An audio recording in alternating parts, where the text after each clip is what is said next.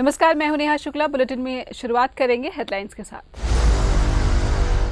चंडीगढ़ में सेक्टर 20 से 2 नाबालिग लड़कियां लापता, पुलिस तलाश में जुटी। लापता हुए गुजर चुके हैं 24 घंटे से ज्यादा का वक्त। पंजाब और हरियाणा हाईकोर्ट ने कहा, बुजुर्ग होना गैर अपराधी होने की गारंटी नहीं। Justice HS. मदान ने बटाला के 95 साल के आरोपी की अग्रिम जमानत अर्जी ठुकराई। और महाशिवरात्रि पर ट्राई सिटी में शिव भक्तों का उत्साह चरम पर।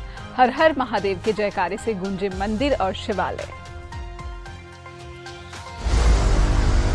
चंडीगढ़ के सेक्टर 20 में 2 नाबालिग लड़कियां बुधवार दोपहर से घर के बाहर से लापता हो गई। एक की उम्र 14 साल जबकि दूसरे की उम्र 13 साल बताई गई है। दोनों लड़कियों के घर वाले उन्हें पहले तलाशते रहे, लेकिन जब कुछ पता नहीं लग सका तो फिर उन्होंने सेक्टर 19 में पुलिस थाना जाकर उनकी गुमशुदगी की रिपोर्ट दर्ज कराई। पुलिस ने अपनी प्राथमिक तलाश के बाद पिता की शिकायत के आधार पर अज्ञात आरोपियों के खिलाफ अपहरण की धारा के तहत मामला दर्ज कर लिया है। दोनों नाबालिग लड़कियों का अभी तक कोई सुराग नहीं मिल पाया है। परिवार वालों का कहना है कि 14 साल की नाबालिग लड़की दोपहर 12:30 बजे अपनी सहेली से मिलने घर के बाहर निकली थी और इसी बीच पड़ोस में रहने वाली 13 साल की सहेली भी पहुंच गई। दोनों बच्चियां अपनी तीसरी सहेली का इंतजार करने लगी।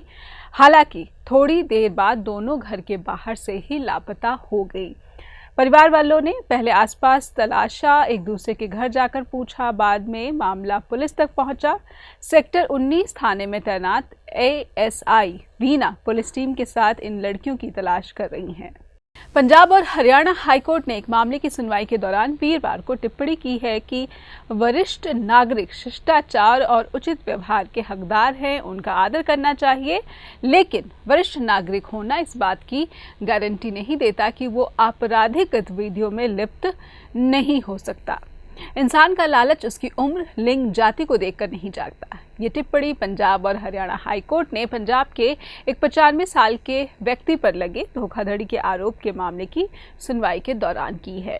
इस टिप्पणी के साथ ही हाईकोर्ट के जस्टिस एच.एस. मदान ने बटाला के रहने वाले 95 साल के शख्स प्यारा सिंह के खिलाफ चल रहे एक आपराधिक मामले में उन्हें अग्रिम जमानत देने से इनकार कर दिया। याचिकाकर्ता प्यारा सिंह ने कोर्ट में अपने पक्ष में दलील दी थी कि उसकी उम्र 95 साल है और वो अपने जीवन के आखिरी चरण में है। उम्र का हवाला देकर कोर्ट में ये अपील की गई थी कि वो इस उम्र में किसी भी तरह का अपराध करने में सक्षम नहीं है। प्यारा सिंह पर आरोप है कि उसने कुलदीप सिंह नाम के एक शख्स को अमेरिका भेजने के नाम पर लगभग 6.5 लाख रुपयों की ठगी की। इस बाबत उसके खिलाफ 4/5/2020 को पुलिस स्टेशन बटाला में धोखाधड़ी के तहत मामला दर्ज किया गया था। पूरे देश में वीरवार को महाशिवरात्रि का पर्व मनाया गया। चंडीगढ़ में भी इस पावन मौके पर श्रद्धालुओं ने मंदिर में जाकर शिवलिंग पर पूजा अर्चना की और जल चढ़ाया। किन्नर समाज के लोगों ने भी महाशिवरात्रि के पावन पर्व पर शमशान घाट सेक्टर 25 में विशेष पूजा अर्चना आयोजित की। महामंडलेश्वर सोनाक्षी महंत जी, रवीना महंत जी और किन्नर समाज के सभी महंतों ने भी इस खास पूजा में हिस्सा लिया। महाशिवरात्रि पर किन्नर समाज की ये विशेष पूजा पिछले कई सालों से संपन्न हो रही है।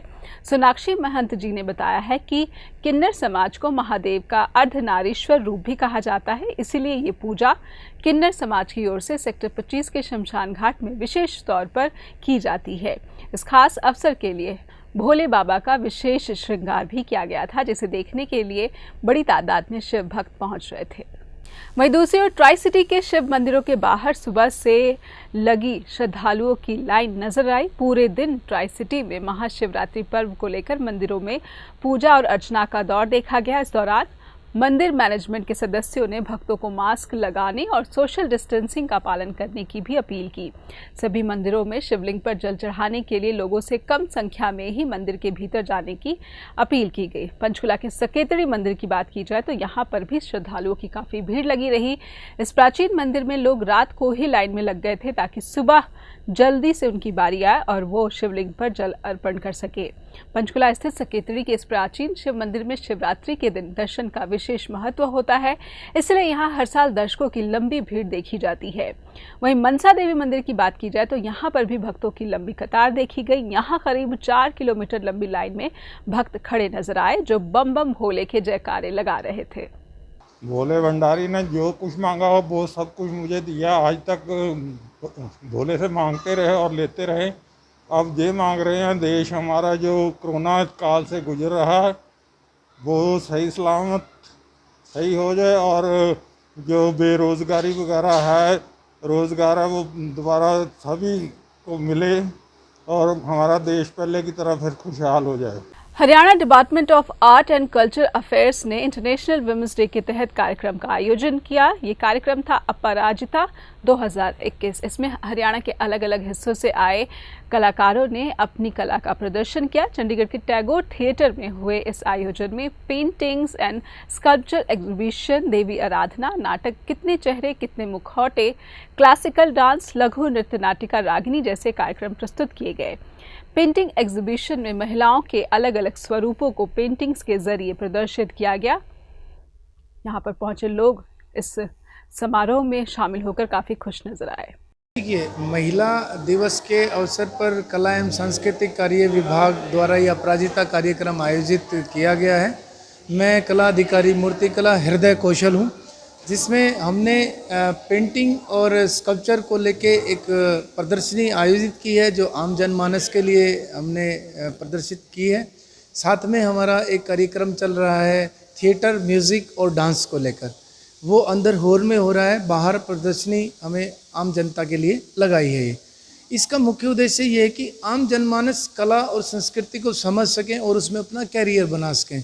कला एवं सांस्कृतिक कार्य विभाग युवा कलाकारों को मंच देने का काम करता है और हम कोशिश कर रहे हैं कि इस आधुनिक कला में, इस कंटेम्प्रेरी आर्ट में युवाओं को एक अच्छा प्लेटफॉर्म मिले और वो अपना अच्छा कैरियर बना सकें।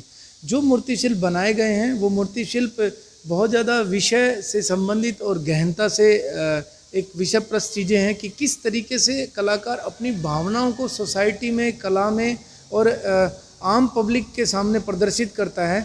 जैसे कविता में कवि अपनी बातें बताता है, ऐसे मूर्ति कला में मूर्तिकार अपनी बात आम जनता तक पहुंचाता है कि मैंने ये फील किया है, इस पत्थर में ये चीज़ छुपी हुई थी, ये मैंने प्रदर्शित की है। अब उसमें अपनी भावनाओं को, अपनी संगीतात्मकता को, अपना उद्देश्य को हर तरीके से वो उसके साथ जूझते हुए उस कठोर माध्यम में से उसको निकालकर सोसाइटी को, आम जनता को, कला को परोसता है, जिससे आनंद का अनुभव होता है और खुशियाँ मिलती हैं। तो अगर आज का ये वीडियो आपको पसंद आया हो तो हमें लाइक ज़रूर करें और अब तक सब्सक्राइब करना भूल गए हो तो हमें सब्सक्राइब ज़रूर करें। अपना बेशकीमती फीडबैक ज़रूर दें कमेंट बॉक्स में। फिलहाल इतना ही। नमस्कार।